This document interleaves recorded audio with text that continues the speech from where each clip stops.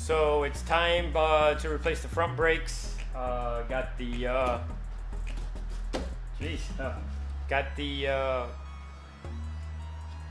bushings for the lower control arm as well, new brakes, and a shock. So I'm just gonna start disassembling and start putting on some newer pieces.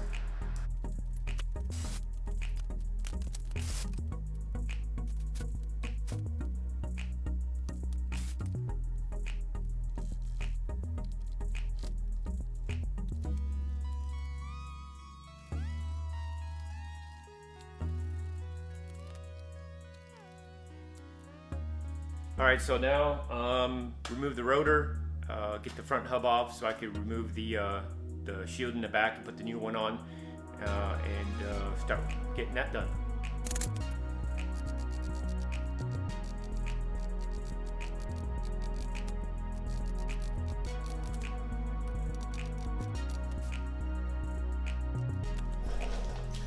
All right, guys, so I got the hub off and get them off in two pieces. I know I've done this before a handful of times, and I don't recall them coming out in two pieces.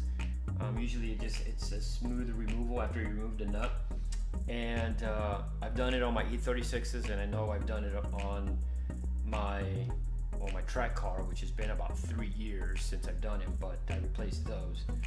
But I don't remember. I mean, I could be off, but now we have to order new ones, so we're gonna get new ones in place. So I'm gonna go ahead and move forward and go ahead and replace the shields and get that ready, and go from there. Looks like I'm gonna be on hold just a tad bit. Hey guys and gals, Tech Motorsports, Eb here, and welcome to another E46 M3. Nah, just kidding. Unfortunately, this is still the same one that I was doing the rear subframe on. There was a little bit of an issue with the suspension that was purchased. There were some, I guess you could call missing items, so we had to source them out, and they had to be made, so it took a little bit of time to get them. And also, if you remember earlier, I had to order new hub bearings. So those hub bearings have already come and they're already here. So still waiting on some other parts, but I'm gonna go ahead and start working on the rod bearings and get that done. So I've already drained the oil, and the engine guards underneath have already been removed. So my next step is I'm gonna end up removing the dyno intake that's on there.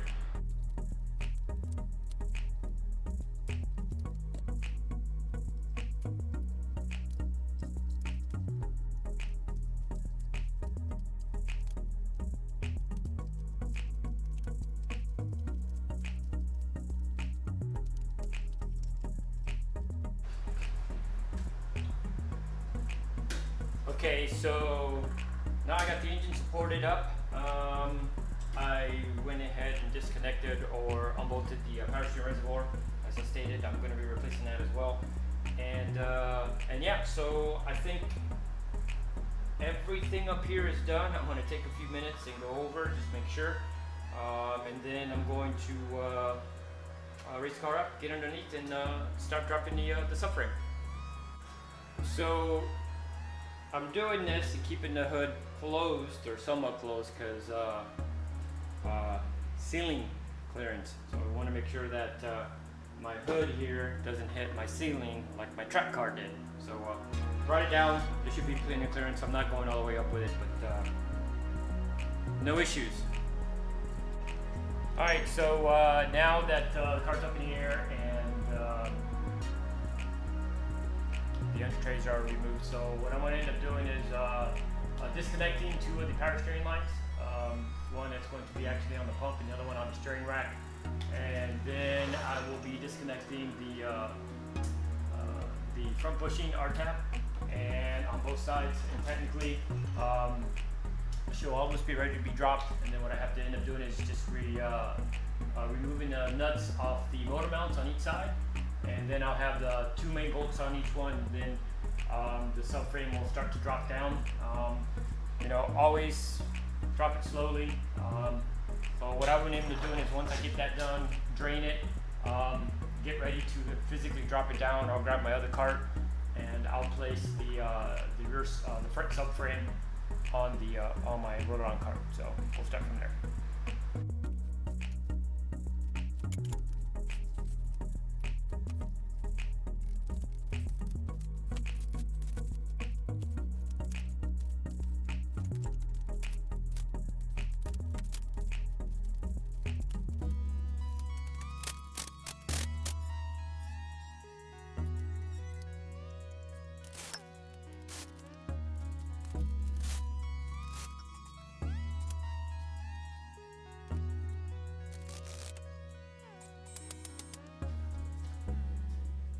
There she is. It's actually not too hard of a job to do, but I've done a handful of them, so. Yeah, I just had the issue here. I couldn't get it to slip out because as I was lowering it, it kind of tilted a tad bit. So, but once I was able to tap on it, and it started to move. So yeah. So now all I got left is drop the oil pan and see what if there was any damage, any close damage, any soon to be damage, anything of that sort. So it's always nerve-wracking to try to find out. It's all right. It's a maintenance thing, so they got to be done one way or another. So yeah, let's keep trucking along and drop the oil pan.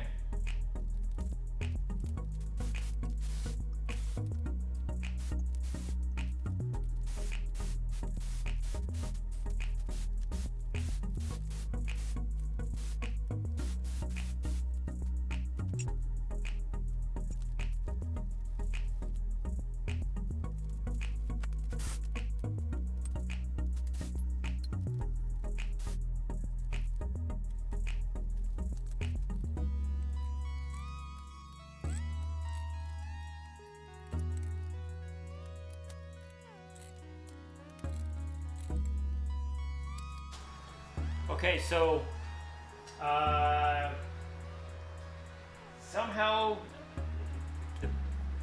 at one point somebody replaced the back wheel main seal and did all that plate, and they put some massive gunk, silicone RTB, whatever, in the back, a lot of it, and I wasn't able to get it to break loose from the engine itself, so I had to keep maneuvering it and prying it, and plus they also put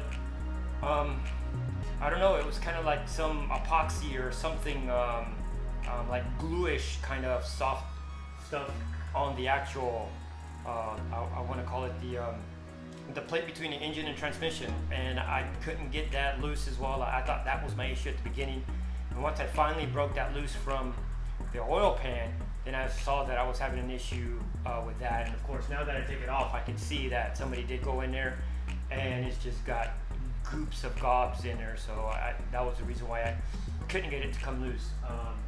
But now she's loose, so I'm gonna take one or two rod bearings out real quick, just the caps, and see how the bottom ones look.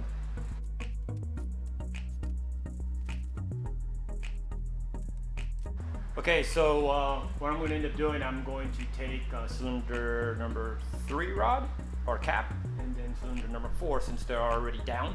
And I'm going to take a peek at those and just kind of look at the actual bearing on the cap, and just kind of get an idea how she was doing. So let's take them loose. Cylinder number 3 looks good. Well, the cap does. And same thing, number 4, the bottom cap looks pretty good. So far so good. I have ACL bearings that I'm going to be installing in ARP bolts. ARP bolts will be bolted down at 50 foot-pounds. I'm going to be doing a torque, not the stretch method on the ARPs. So I'm going to go ahead and start off with number 3 and number 4, and then rotate the engine and do the next 2 pistons that are down, and do it that way until all 6 of them are done.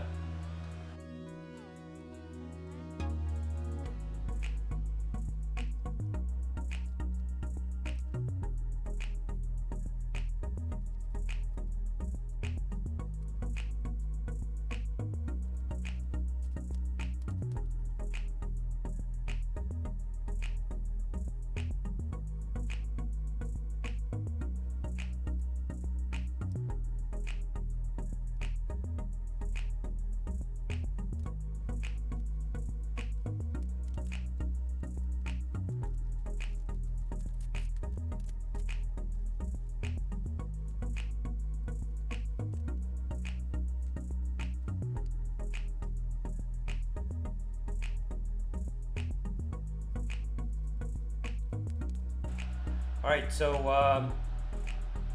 all done with the rod bearings. Everything's been torqued to 50 foot-pound. So now it's just going to start cleaning up the bottom of the oil pan, or the bottom of the engine where the oil pan goes.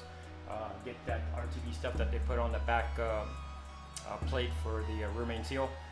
Clean that up, clean around the edges, get that all ready for the new gasket, and the same thing with the oil pan, and start reassembling everything.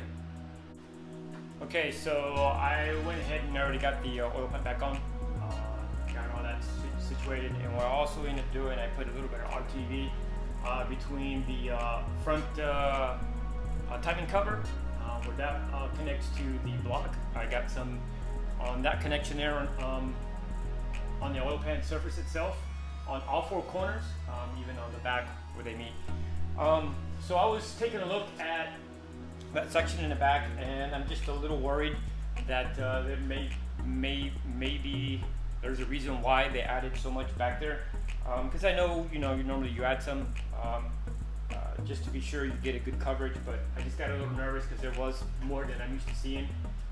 So what I'm going to end up doing, just to cover myself, I'm going to go ahead and I'm going to add a little in the area in the back, just enough to where I feel it's going to cover. I'm not going to lie a big old glob like it was originally. So I'm going to go ahead and get that done and get ready to bolt the oil pan on. So I'm going to get situated and get ready to do that here in a few seconds.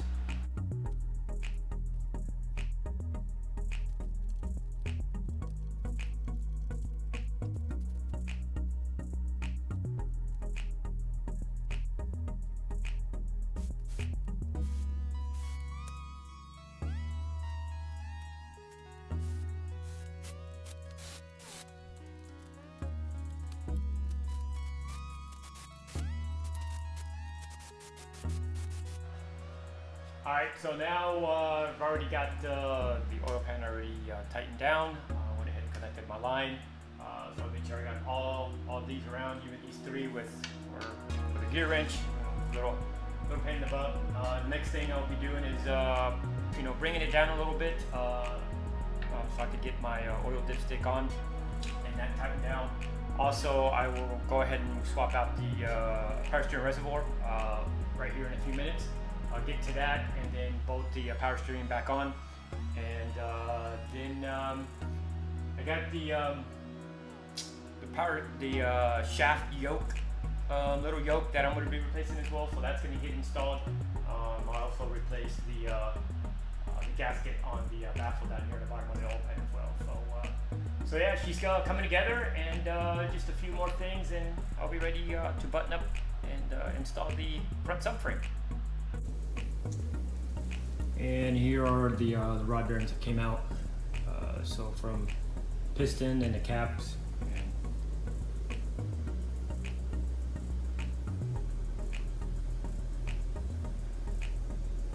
See number 6 and number 1.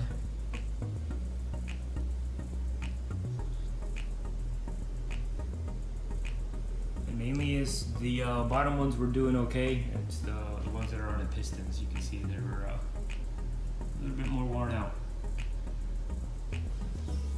Good timing, good timing.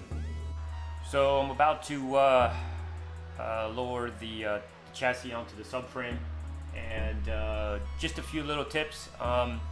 Like always, when you do stuff, sometimes when you have things apart, you might as well replace items. As I mentioned before, we did yes, we did. It's already on there.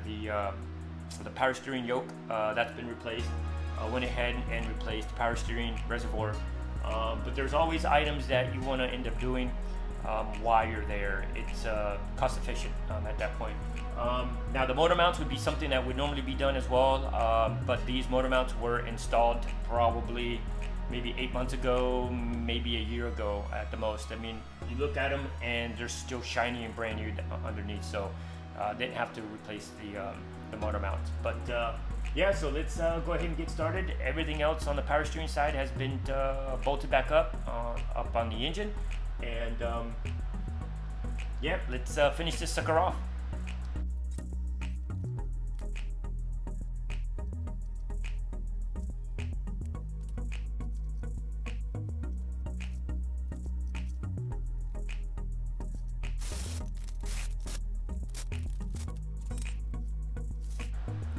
So I got all my bolts tightened. The subframe, I did the front bushing, lower control arms as well, and the motor mount, so I got those done. So technically underneath, as of right now, besides the tray, is done, but I have to leave them open. I'm going to leave them open so I can finish off the suspension, but I'm going to go up top and finish plugging everything up in there, because I don't, to put the suspension on, I won't need to worry about the intake manifold or the cold air dyno intake. So I'll go ahead and get that done. That way the rod bearing stuff is technically completed.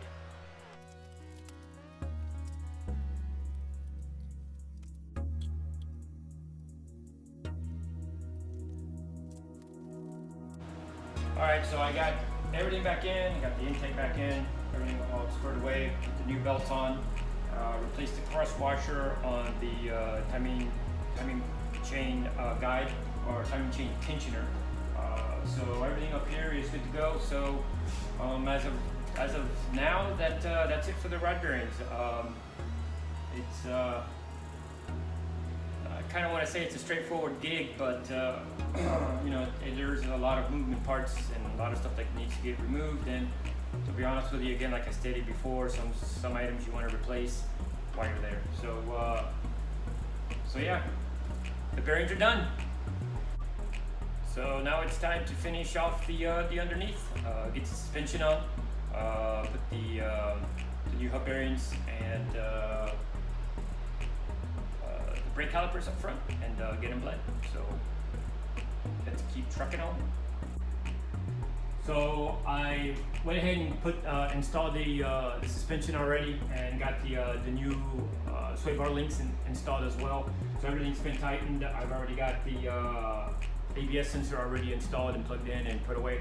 So the next thing I'm going to be doing is adding the dust shield and putting on the hubs and the brake system. So let's keep moving.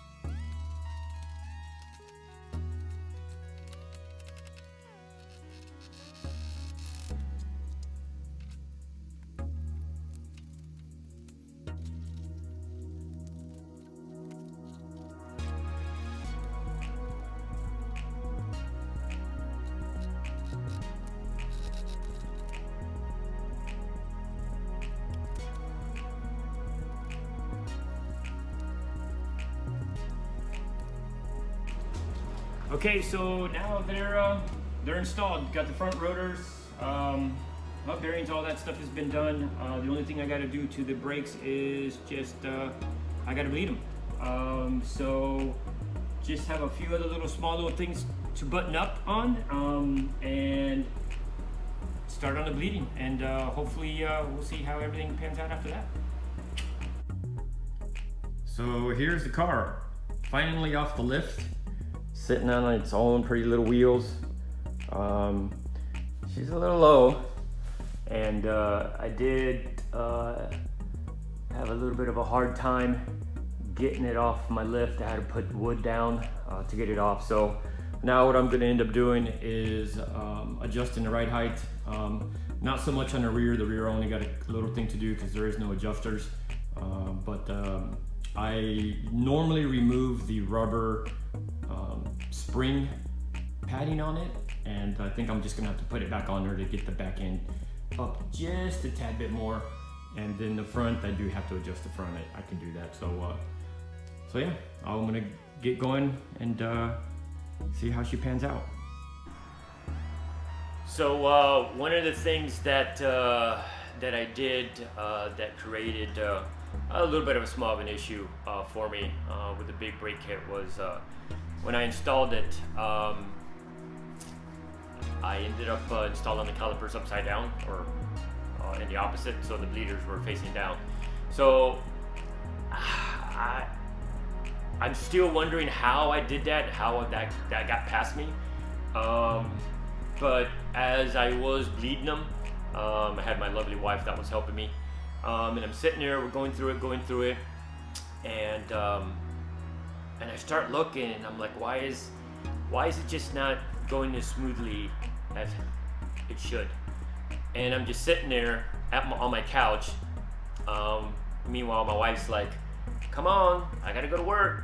And then I start staring at the bleeders and realized the bleeders were facing down, and I was just gutted. And I was just sat there thinking, how could I miss that? How could I just put them upside down? But yeah, once I looked at it and figured it out, then I was like, all right, you know, my wife went to work, and I was like, well, hopefully my neighbor will be coming home soon. So what I ended up doing is I swapped it out, got them right side up. My neighbor did come over, help me out, and help me bleed them, and voila. Just one little thing, you know. I mean, the best way I could describe it was a huge brain fart, but we got it done. She's up and running. She's running great. I did have a little bit of a fuel issue with the car though, and it's odd. We went ahead and replaced the fuel filter on it as well, and it ended up giving me a little bit of issue to where it would the pressure wouldn't stay in the fuel system. It would start bleeding down, and so what I had to do is I took the fuel. I did install a brand new fuel filter in that you know, that would just it was time for it to be replaced, and utilize the standard fuel pressure regulator. So what I ended up doing is I'm going back and forth. I'm looking to make sure that I didn't mess anything up on the fuel tank side. So, you know, I had the car back on the lift and started dropping some items so I could drop the fuel tank a little bit and look at the lines, make sure there was no lines that were bent or anything, because there are hard plastic lines and they all sit in their clips. So to be honest with you, it's very hard to do that, to bend them. But you know, I was thinking, shoot, I put on calipers upside down. Maybe one of the hoses kind of tweaked a little bit. So I did get it down. I was able to look at the lines. All the lines were in their clips, facing in the right direction. There's no kinks, no nothing. You know, I did all my fuel pressures, checked everything, and that's what it just came to where it was just, it was, you know, it was bleeding. It wouldn't hold pressure. So luckily I have a couple other 46s sitting here, so I took the fuel system, the filter and the regulator out of the other car, put it on there, and long and behold, she holds. I mean, I just started the car up this morning and all overnight, and she started right up. So pretty much the fuel filter has been sitting for a while, the new one that we installed, so maybe there was an issue with that. I want to say it was probably sitting in the box for about 4 years or so. So can it go bad? Who knows? And I'll tell you what, you will get bad parts in a box. And I mean, I just had that happen to me in my chum car race. Brand new thermostat that I bought and installed it in the car, and I, you know, didn't check it. You know, I was just here getting everything ready for the race, and lo and behold, we're at the race, and temperature starts soaring, and you know, checked everything. Everything on the one side of the engine was a little hot. Meanwhile, the rest of it was all cold, and it's been running for about 15-20 minutes, and it was just no water going through, no coolant, and we finally just took the thermostat out, and that thing was frozen solid. I mean, it was welded solid. I mean, we could not collapse that spring, and it was at about 202, 205 degrees of temperature, and it still wouldn't collapse. So lo and behold, we had some auto parts store around the corner. We went out, bought one, installed it, and finished the race. So yeah, so there you go. Car's done. I'm excited. She handles pretty good. So like always, guys, thank you for watching. I appreciate it. Hope you like and subscribe. It will help the channel out so I can keep doing this. And see you in the next video.